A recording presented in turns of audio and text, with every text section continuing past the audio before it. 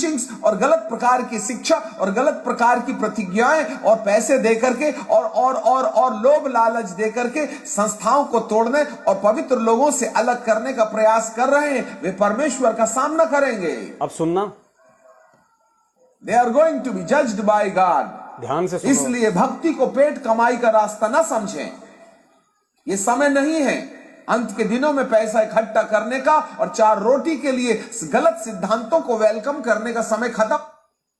4 रोटियों के लिए भक्ति को पेट कमाई का धंधा मत बनाओ, ये समय नहीं है। अंत के समय में सामना करना पड़ेगा परमात्मा का। ध्यान से सुनो। का काम मेरे पवित्र स्थान से शुरू करो, जो झूठी शिक्षाएं दे दे करके साधारण लोगों को गुमराह कर रहे हैं। जितने लोग फॉल्स टीचिंग्स और गलत प्रकार की शिक्षा और गलत प्रकार की प्रतिज्ञाएं और पैसे दे करके और लोभ लालच दे करके संस्थाओं को तोड़ने और पवित्र लोगों से अलग करने का प्रयास कर रहे हैं, वे परमेश्वर का सामना करेंगे। They are going to be judged by God. इसलिए भक्ति को जो झूठी, ध्यान से सुनना, इसमें एक पॉइंट कह रहा है ये, they are going false teaching, जो गलत प्रचार कर रहे हैं और जो पैसे दे दे के, लोभ लालच दे दे के, गुमराह कर करके जो पवित्र आत्माओं से लोगों को दूर कर रहे हैं। पवित्र आत्मा कौन? सत्सेवक, जो पवित्र आत्माओं से तोड़ने का काम कर रहे हैं। ये मैनेजमेंट वाले झूठे आदेश दे दे के, लोगों को डरा के, धमका के, गुरुद्रोही होने का भय दिखा के, मार के, पीट के, उनके घरों पे जा जाके जो उनको पवित्र आत्माओं से तोड़ने का काम कर रहे हैं, जो सत्सेवकों से तोड़ने का काम कर रहे हैं, उनको परमात्मा का सामना करना पड़ेगा अंत के समय में। और भक्ति को पेट कमाई का साधन मत समझो। अब आगे देखना क्या होगा। में खड़े हुए हैं जो परमेश्वर के दास के नाम से जाने जाते हैं, उनके गिरने का समय आ गया है, क्योंकि परमेश्वर ऐसे झूठे सेवकों को कलीसिया से अलग कर देगा। मारने का काम मेरे पवित्र स्थान से शुरू करो, जो झूठी शिक्षाएं दे दे करके साधारण लोगों को गुमराह कर रहे हैं। जितने लोग फॉल्स टीचिंग्स और गलत प्रकार की शिक्षा और गलत प्रकार की प्रतिज्ञाएं और पैसे दे करके और लोभ लालच देकर और गलत प्रकार की प्रतिज्ञाएं और पैसे दे करके और लोभ लालच दे करके संस्थाओं को तोड़ने और पवित्र लोगों से अलग करने का प्रयास कर रहे हैं, वे परमेश्वर का सामना करेंगे।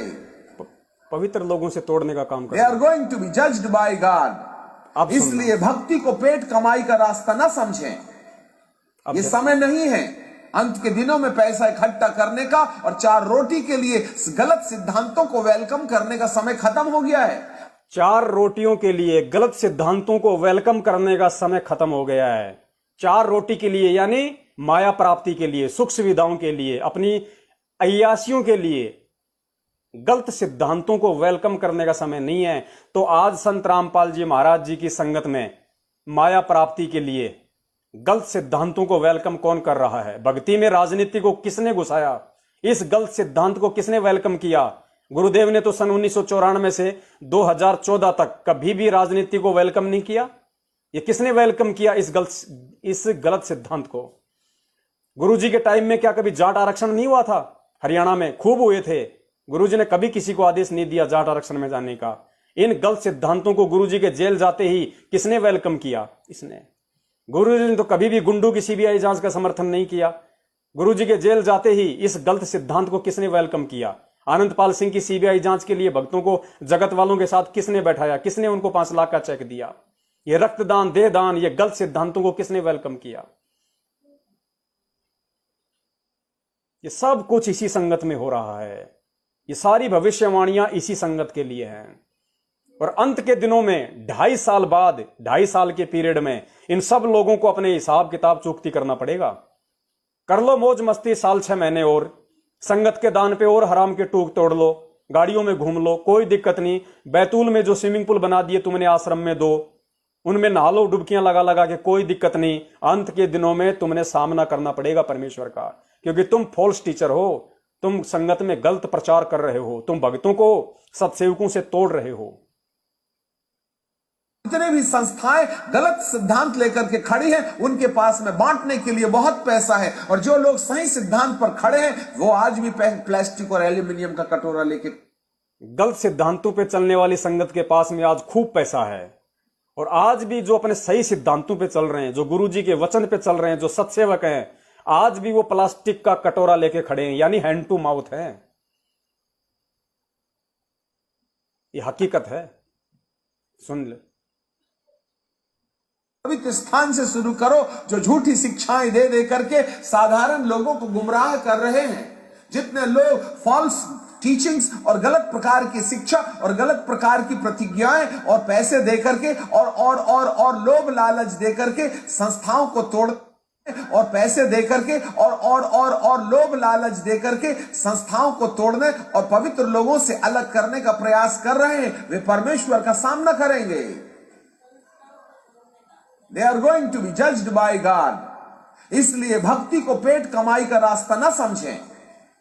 ये समय नहीं है अंत के दिनों में पैसा इकट्ठा करने का और 4 रोटी के लिए गलत सिद्धांतों को वेलकम करने का समय खत्म हो गया है। आज जितने भी आपको भी ये वीडियो मिलने से पहले उस परमपिता परमेश्वर ने पिछली बार संगत में संदेशा दिलवाया था कि हम सत्सेवक भले हैंड टू माउथ हैं, लेकिन कुछ एक आत्माओं पे परमात्मा ने रजा बख्शी हुई है।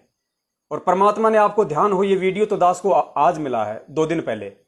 1 महीने पहले परमात्मा ने साईं इतना दीजिए जिसमें कुटुंब समाव, हम भी भूखे ना रहें, अतिथि न भूख हो जाए, इस वाणी पे पूरा लाइव प्रोग्राम करवाया था। और यही संदेशा दिलवाया परमात्मा ने कि अंत के दिनों का समय चल रहा है, पैसे मत जोड़ो। अगर तुम्हारे घर में पैसे हैं 10-15 हजार से ज्यादा मत रखो, भगवान पे विश्वास रखो। अगर मर्यादा में रह के भक्ति करोगे, परमात्मा कहीं से भी तुम्हारा काम निकलवाएगा। और तुम्हारे घर में जो अनाप शनाप जो पैसा रखा हुआ है, अनाप शनाप जो सोना चांदी, उसको बेच दो। आने वाले समय में वो मिट्टी के भाव हो जाएगा, उसको कोई नहीं खरीदेगा।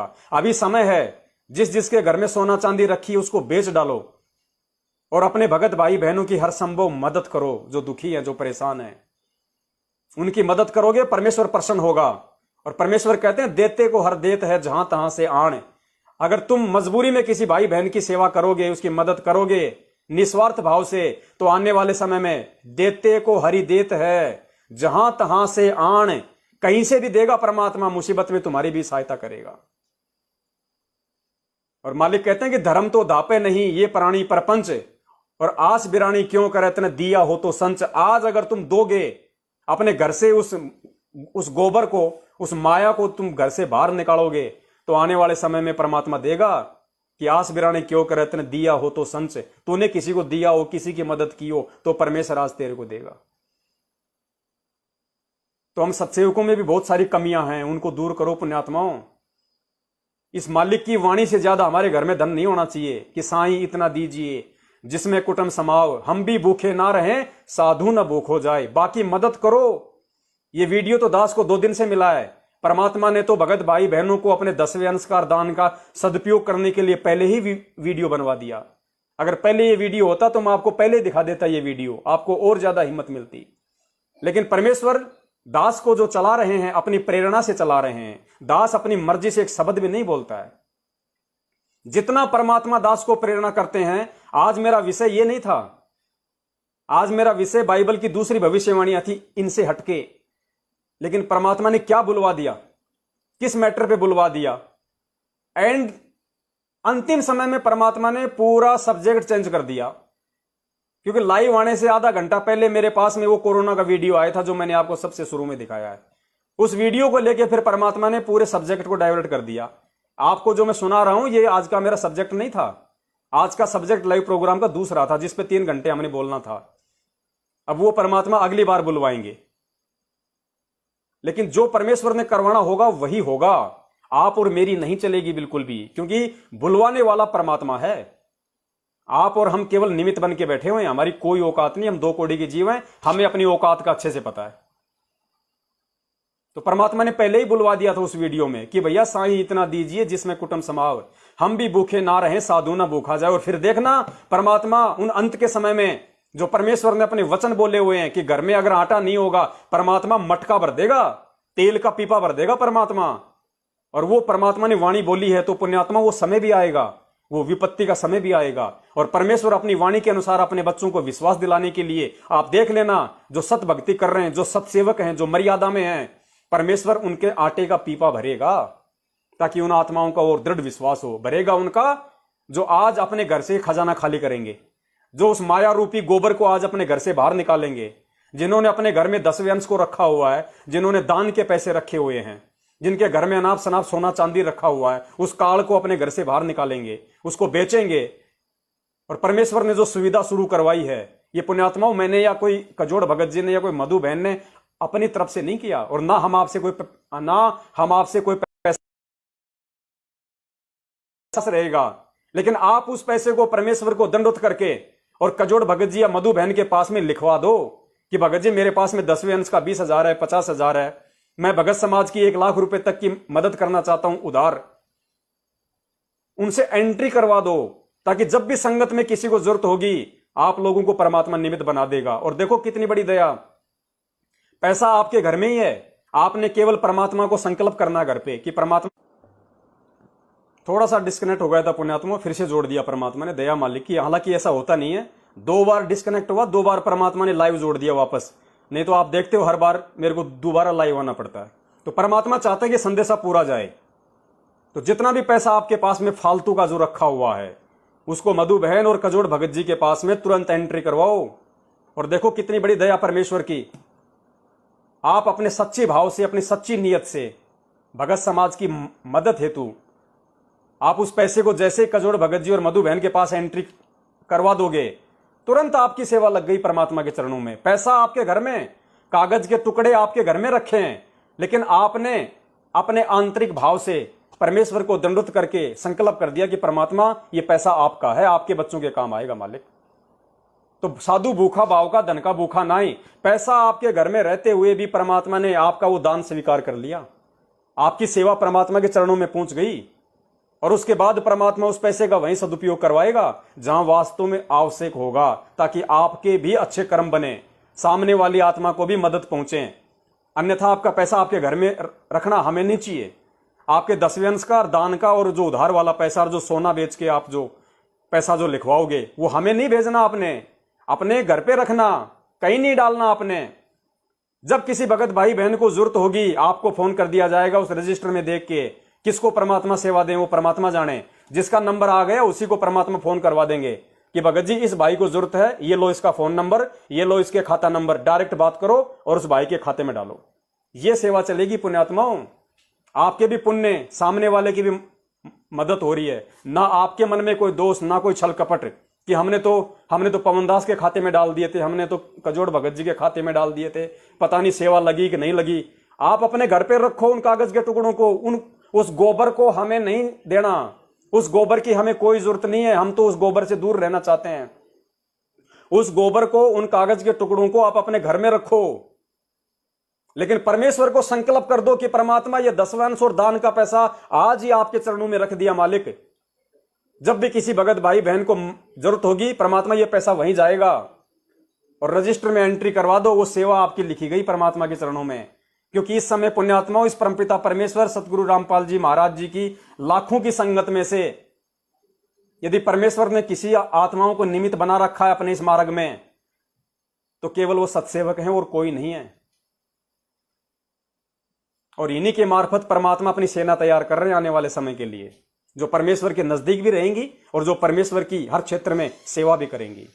ये मैनेजमेंट के पीछे लगे हुए लोग, इन भविष्यवाणियों में आप अच्छे से सुनते जा रहे हो इनके साथ में क्या होने वाला है। ये खुद भी मरेंगे और इनके पीछे लगे हुए लोग भी मरेंगे। मरने का मतलब मैं कोई श्राप नहीं दे रहा, इनके जो वर्तमान के जो कर्म हैं, जो कुकर्म हैं, उनके परिणाम आने वाले 2.5 साल में ये आपको भोगते हुए दिखाई दे देंगे। मैं भविष्यवाणी की बात कर रहा हूं। बाकी उस परमेश्वर की अपनी मर्जी है, वो चाहे तो टाइम को बढ़ा भी सकता है, चाहे तो वो 2.5 साल से कम भी कर सकता है। क्योंकि एडमिन भक्ति मार्ग का बंदी छोड़ सतगुरु रामपाल जी महाराज है और एडमिन के हाथ में ऑप्शन होता है कम ज्यादा करने का। लेकिन अकॉर्डिंग टू भविष्यवाणियों के जो पूरा विश्व के भविष्य वक्ता बोल रहे हैं, उसके अकॉर्डिंग ऐसा होना ही होना है। बाकी उस परमेश्वर की मर्जी है। अगर कोई समय रहते समय याचना कर ले, ये मैनेजमेंट भी अगर नाक रगड़ ले, अपनी गलतियों की समय याचना कर ले और ये पाप कर्म करने से अगर पीछे हट जाए और संगत को यदि सत्य रास्ते पे ले आए, तो परमात्मा इनको भी क्षमा करेगा, वो दयालु है। लेकिन ये नहीं करेंगे क्योंकि ये लूसीफर के एजेंट है, ये डायरेक्ट ये काल के एजेंट है, शैतान के गुलाम है। इनकी सेवा ही संगत को तोड़ने की है, जोड़ने की नहीं। तो इनके साथ वही होना है जो भविष्यवाणियों में लिख दिया गया है। और आप लोग खुशकिस्मत कि परमेश्वर ने तुम्हें बचा लिया, सत्सेवकों के साथ जोड़ दिया तुम्हें। गलत सिद्धांत लेकर के खड़ी हैं, उनके पास में बांटने के लिए बहुत पैसा है, और जो लोग सही सिद्धांत पर खड़े हैं वो आज भी प्लास्टिक और एल्यूमिनियम का कटोरा लेके खड़े हैं। याद रखिएगा, जो आत्मिक लोग हैं उनके पास बहुत पैसा नहीं होगा बांटने के लिए, वे केवल हाथ और मुंह की लड़ाई लड़ेंगे। और जिनके पास में गलत सिद्धांत होंगे उनके पास में अंधकार की शक्ति, इतनी ताकत और शक्ति। क्या बोल रहा है कि जो आत्मिक लोग होंगे, आत्मिक लोग कौन? जो आत्मा से, उस परमेश्वर से जुड़े होंगे, गुरुदेव से जुड़े होंगे, जो पवित्र होंगे, जो साफ होंगे, जिनमें कोई छल कपट नहीं होगा, उन लोगों के पास में ज्यादा पैसा नहीं होगा। वो सही सिद्धांतों पे चलने वाले लोग होंगे। दूसरी तरफ जो गलत सिद्धांतों पे चलने वाले लोग होंगे उनके पास अनाप शनाप पैसा होगा। और फिर वो क्या करेंगे देखिए, ऐसे पानी की तरह पैसा बहाने के लिए तैयार सिद्धांत हो, उनके पास में अंधकार की शक्ति है, इतनी ताकत और सिद्धांत हो। जो गलत सिद्धांतों पे चलेंगे उनके पास अनाप शनाप पैसा होगा। जैसे मैनेजमेंट वालों ने अरबों खरबों में लूटा संगत को, उनके पास में अंधकार की शक्ति होगी। अंधकार कौन? काल। उनके पास में अंधकार की शक्ति है, इतनी ताकत और शक्ति दे देंगे कि वह लोगों को सत्य रास्ते से भटकाने के लिए, ऐसे पानी की तरह पैसा बहाने के लिए उनके पास में अंधकार की शक्ति होगी और वो लोगों को सत्य रास्ते से भटकाने के लिए पानी की तरह पैसा बहाएगा, पानी की तरह। आज इनके कोऑर्डिनेटरों को गाड़ी चाहिए, तुरंत निकलवाओ। साहब स्कॉर्पियो चाहिए, एल्टो पुरानी होगी, तुरंत निकलवाओ। साहब मकान बनवाना है, इनको पता है कि मेरा गुलाम है, नामदान केंद्र चला रहा है, एजेंट है मेरा, मैनेजमेंट का ऊपर से आदेश आएगा महेंद्र भगोड़ेगा, पता है ना कि मेरा गुलाम टूट गया है तो मुझे कमा के कौन देगा। तुरंत एल्टो निकलाओ भाई, निकलाओ निकलाओ, कोई दिक्कत नहीं है। साहब टीवी फूट गया, एलसीडी लाऊंगा, तुरंत लेके आओ एलसीडी। संगत का दान है ना, अंधकार की शक्ति है।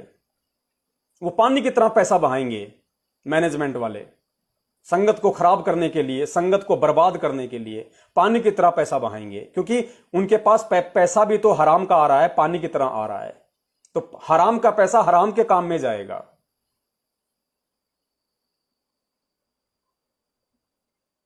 ताकत और शक्ति दे देंगे कि वह लोग देंगे, और जिनके पास में गलत सिद्धांत होंगे उनके पास में अंधकार की शक्ति है, इतनी ताकत और शक्ति दे देंगे कि वह लोगों को सत्य रास्ते से भटकाने के लिए, ऐसे पानी की तरह पैसा बहाने के लिए तैयार हो जाएंगे।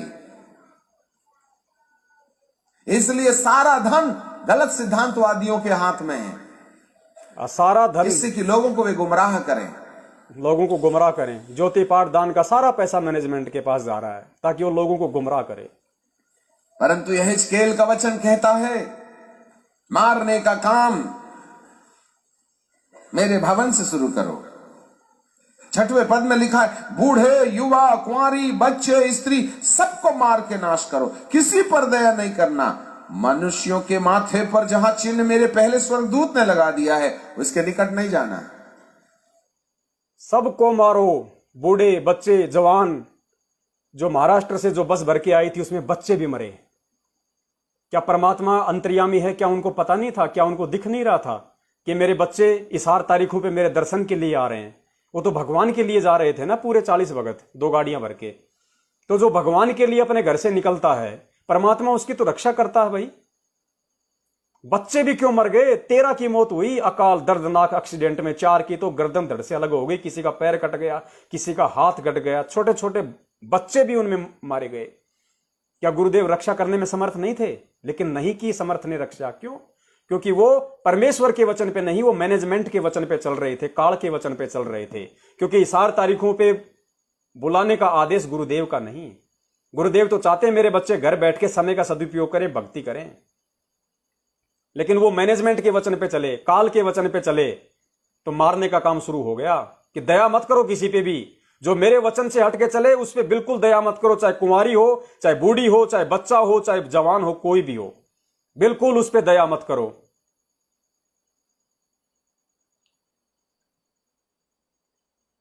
मारने का काम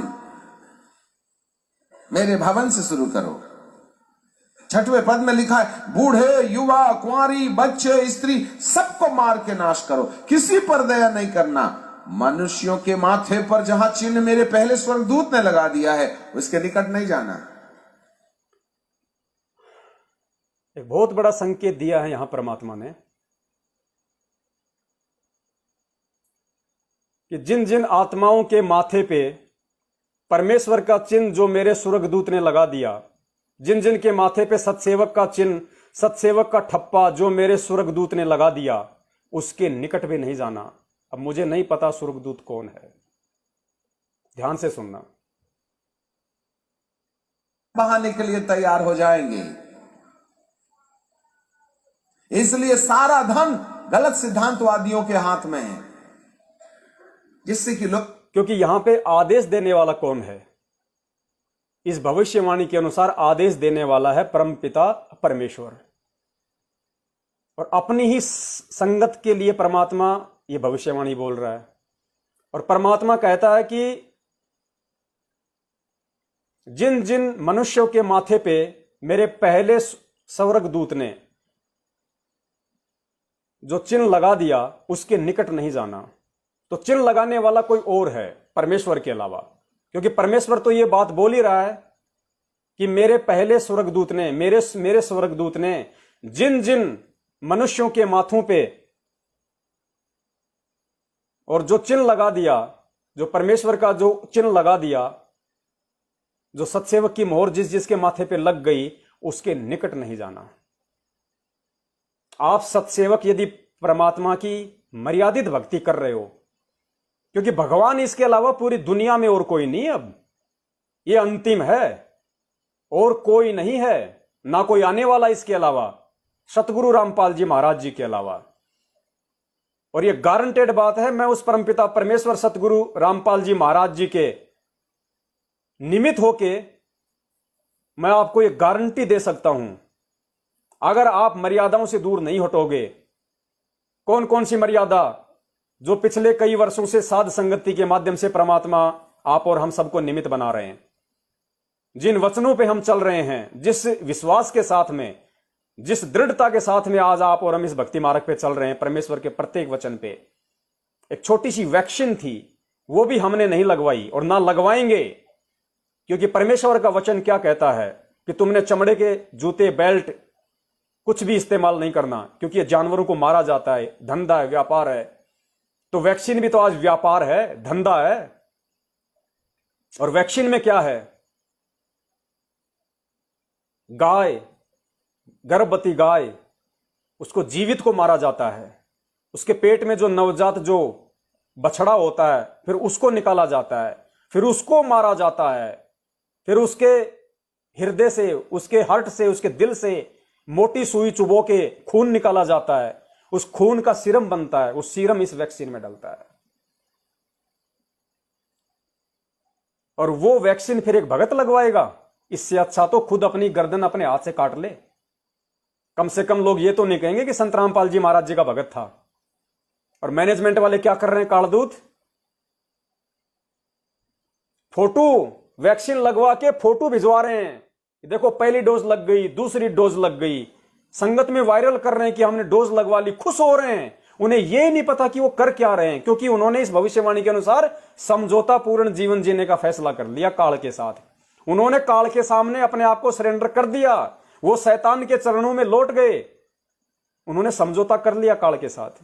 हम नहीं करेंगे, हम नहीं करेंगे, चाहे गर्दन धड़ से अलग हो जाए, हम शैतान से समझौता नहीं करेंगे, हम काल से समझौता नहीं करेंगे, हम परमेश्वर के वचन को नहीं तोड़ेंगे। और अगर इस वैक्सीन में यदि गाय का खून का सीरम भी ना हो तो भी हम नहीं लगवाएंगे। क्यों नहीं लगवाएंगे? क्योंकि हमें किसी बीमारी का कोई भय नहीं है। जो बीमारी हमें नहीं है, हम उस बीमारी के बचाव के लिए पहले ही टीका क्यों लगवाएं, वैक्सीन क्यों लगवाएं? जब हमें बीमारी नहीं है, उस बीमारी के भय के लिए हम पहले टीका क्यों लगवाएं? फिर हम भक्ति किस लिए कर रहे हैं? हम चरणामृत किस लिए लेते हैं? प्रसाद किस लिए खाते हैं? आरती, मंत्र, सुमरन, सत्संग किस लिए करते हैं? ये साध संगति किस लिए हो रही है? हम परमेश्वर के बच्चे हैं। परमेश्वर हमें फूल की तरह रखेगा, अगर मर्यादाओं में रहेंगे तो पलकों पे रखेगा मालिक। जैसे तूफान के समय पानी के ऊपर जहाज रहती है, ऐसे रखेगा परमात्मा, एक गारंटी है, हम नहीं लगवाएंगे। और ये दास तो यहां तक उस परमपिता परमेश्वर से प्रतिज्ञा कर चुका है, अगर किसी कारण से इस दास को भयंकर से भयंकर रोग भी हो जाए, ये दास अपने घर से बाहर नहीं निकलेगा, परमेश्वर के दरबार के आगे लेटा रहेगा कि परमात्मा अगर मैंने कोई गलती करी है तो परमात्मा मुझ नीच को सजा दो, यही आपके चरणों में। हॉस्पिटल पे जाके मैं आपका अपमान नहीं करूंगा, अपने बाप की बेइज्जती नहीं करूंगा, जिसको मैं 24 घंटे परमात्मा परमात्मा कहता हूं, कबीर जी कहता हूं। और जब दुख तकलीफ संकट मेरे ऊपर आएगा, ऐसी कोई महामारी, तो मैं एक डॉक्टर पे विश्वास करूंगा, एक 2 कौड़ी के जीव पे मैं विश्वास करूंगा, उसकी 5 रुपए की दवाई पे मैं विश्वास करूंगा, अपने बाप से अविश्वास करके, जिसने उस डॉक्टर को भी बनाया, जिसने उस मेडिकल साइंस को भी जिसने बनाया। तो मेरा परमेश्वर मुझे कहता है कि नालायक, इतना विश्वासी बन कि जितना विश्वास तू एक डॉक्टर के द्वारा बनाई गई 5 रुपए की टेबलेट पे कर रहा है, उतना विश्वास अगर तू मेरी भक्ति पे कर ले, मेरे ऊपर कर ले, मैं तेरे को बीमारी ना होने दूं। क्योंकि विचार कर, जिस 5 रुपए की टेबलेट पे तू इतना विश्वास कर रहा है कि मेरा रोग ठीक हो जाएगा, उस टेबलेट को किसने बनाया? एक इंसान ने बनाया। और नालायक, उस इंसान को किसने बनाया? मेरे परमेश्वर ने बनाया। और उस परमेश्वर की दवाई पे अगर मैं विश्वास कर लूं, उसकी भक्ति पे विश्वास कर लूं, मेरे दरबार में घर पे जो चरणामृत रखा हुआ है उस पे अगर मैं इतना विश्वास कर लूं, कोई भी ऐसी अगर कोई संकट आया अगर मेरे प्रारब्ध का, तो हॉस्पिटल जाने के बजाय मैं परमात्मा के दरबार में मोदा लेट जाऊंगा, औंधा, कि परमेश्वर मारोगे तो आप मारोगे, बचाओगे तो आप बचाओगे। मारने वाला है भगवान, बचाने वाला है भगवान। मैं डॉक्टर पे विश्वास नहीं करूंगा 2 कौड़ी के जीव पे, क्योंकि जब डॉक्टर बीमार होता है तो वो भी ऊपर हाथ खड़े कर देता है कि हे परमात्मा आप ही बचाओ। तो इतना विश्वास जब तुझे हो जाएगा तो दुनिया की कोई भी ताकत नहीं है जो तेरे पास आके तुझे दुखी कर सके। इसलिए परमात्मा कहते हैं कि सतगुरु शरण शरणाई, शरण गए कछु भय नहीं व्यापे, रोग शोग छल छिद्र न व्यापे, सन्मुख न ठहराई। रोग शोग छल, रोग यानी रोग महामारियां, शोग यानी दुख, छल यानी कोई धोखाधड़ी मेरे भगत पे काम नहीं करेगी। रोग शोग छल छिद्र न व्यापे, दूरी जात रंगाई, बीर बेताल बाण ना लागे, यम के कोट ढहाई। 98 प्रकार की मूठ होती है, जंत्र मंत्र तंत्र वशीकरण मेरे भगत पे काम नहीं करेंगे, गुरुदेव कहते हैं। तो मैं अपने बाप पे अविश्वास क्यों करूं? मैं क्यों हॉस्पिटल की तरफ दौड़ूं? मेरा हॉस्पिटल मेरे परमात्मा का दरबार है, उससे बड़ा हॉस्पिटल दुनिया में नहीं है। जो दरबार मैंने अपने बाप का अपने घर पे लगाया हुआ है, फिर क्या मैं दीवारों के सामने आरती करता हूं? फिर क्या मैं रोजाना दीवारों के सामने प्रार्थना करता हूं? अगर मुझे इतना भी विश्वास नहीं है कि मेरा बाप मेरी प्रार्थना नहीं सुन रहा, इतना विश्वास जिस दिन हो जाएगा उस दिन पुण्यात्मा धरती पे सतयुग शुरू हो जाएगा। फिर सतयुग के प्राणी डॉक्टरों के पास नहीं जाते थे, सतयुग के प्राणी डॉक्टरों के पास नहीं जाया करते थे, सतयुग के प्राणी परमात्मा को याद करते थे ऐसी विपत्ति के समय में, और परमेश्वर तुरंत उनको लाभ दे देता था। तो आज परमात्मा सतयुग लाना चाह रहे हैं धरती पे, तो सतयुग लाने में सहयोग कौन करेगा? आप और हम नीचे तो करेंगे। उस परमेश्वर के बच्चे ही तो सतयुग लाने में अपने बाप का सहयोग करेंगे। और जब ऐसा कोई समय आता है तो हम हॉस्पिटलों की तरफ दौड़ लेते हैं। ये माफ करना, वो आत्माएं जो इतनी विश्वासी नहीं है, जो आत्माएं अभी नई नई जुड़ी हैं, ये उन आत्माओं के ऊपर लागू नहीं है, क्योंकि ये ज्ञान की पराकाष्ठा के ऊपर है, ये आपके विश्वास के ऊपर है। और विश्वास बनने में पुण्यात्माओं टाइम लगता है। इसमें हमारे पिछले जन्म के कुछ संस्कार भी काम होते हैं। परमात्मा कहते हैं पिछले जन्म से होते हैं पूर्ण हंस मुराद। ये पिछले जन्मों से ही इतनी दृढ़ता आती है, पिछले भक्ति संस्कारों से ही इतनी हिम्मत मिलती है। तो नॉर्मली अगर आपके घर में जैसे कोई खांसी जुकाम बुखार हो, तबीयत खराब हो जाए, बच्चों को खांसी बुखार उल्टी हो जाए, तो ये नहीं कि भाई पवन दास ने तो कहा था। नहीं, पवन दास तो अपनी बात बता रहा, भाई मैं आपको आदेश नहीं दे रहा। आप लोगों को डॉक्टर के पास भी जाना है, आपको दिखाना भी है, गोली दवाई भी लेनी है, ऐसी कोई बात नहीं है। लेकिन जब एक समय आपको विश्वास हो जाए, अपने अंतरात्मा से जब आवाज आ जाए, उस समय की बात है ये। तो अभी आप ये गलती ना करना, उसमें टाइम लगेगा।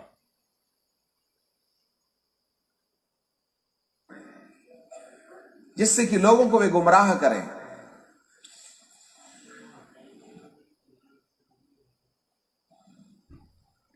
परंतु यह हिजकेल का वचन कहता है, मारने का काम मेरे भवन से शुरू करो। 6वें पद में लिखा है, बूढ़े युवा कुंवारी बच्चे स्त्री सबको मार के नाश करो, किसी पर दया नहीं करना। मनुष्यों के माथे पर जहां चिन्ह मेरे पहले स्वर्गदूत ने लगा दिया है उसके निकट नहीं जाना। सत्सेवक के निकट नहीं जाना। इनके माथे पर परमेश्वर की मोहर है। क्या आपका नाम मेमने की किताब में है? साध संगति में। क्या आपके माथे पर परमेश्वर की मोहर है? सत्सेवक।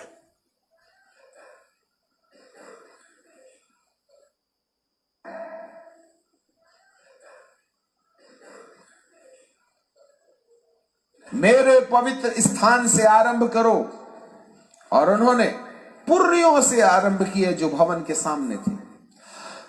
The first judgment will come upon the people of God. सबसे पहला न्याय पादरियों के ऊपर से आएगा। सबसे पहला न्याय पादरियों के ऊपर से आएगा। पादरी मतलब जो झूठी शिक्षा प्रचार करते हैं। कोऑर्डिनेटर, नामदान संचालक, सतलोक आश्रम मैनेजमेंट हरियाणा। पहला न्याय यानी पहला कहर, पहली विपत्ति, पहले दुख आने वाले समय में इनके ऊपर आएंगे अब, क्योंकि ये अब वो समय गवा चुके हैं ताकि इनको भगवान इनको माफ करता। अब गुरुदेव की तरफ से इनको कोई समय याचना नहीं है इन लोगों को, क्योंकि ये सबसे बड़े झूठे प्रचारक है संगत में। सबसे ज्यादा संगत का बेड़ा गर्क इन लोगों ने किया है। तो सबसे पहला न्याय, सबसे पहला कहर उस परमात्मा की तरफ से पादरियों पे यानी इस मैनेजमेंट वालों पे आएगा, इन कोऑर्डिनेटरों पे आएगा।